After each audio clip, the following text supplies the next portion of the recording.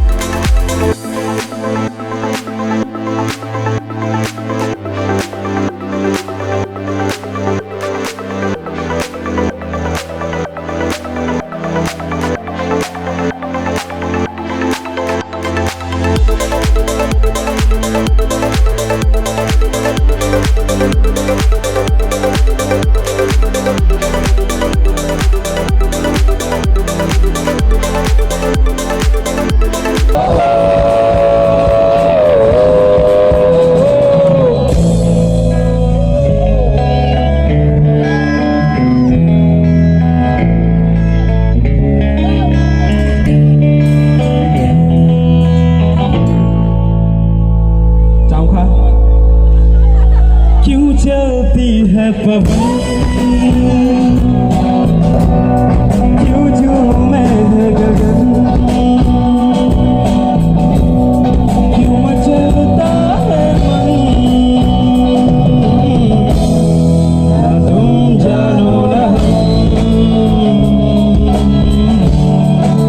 तुम जानो ना।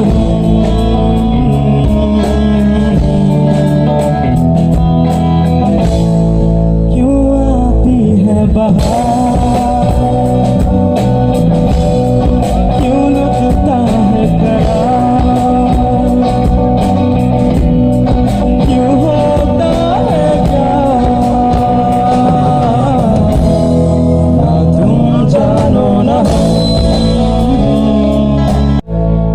ये मदहोशियाँ, ये तन्हाइयाँ, तसव्वुर में है किसकी परछाइयाँ।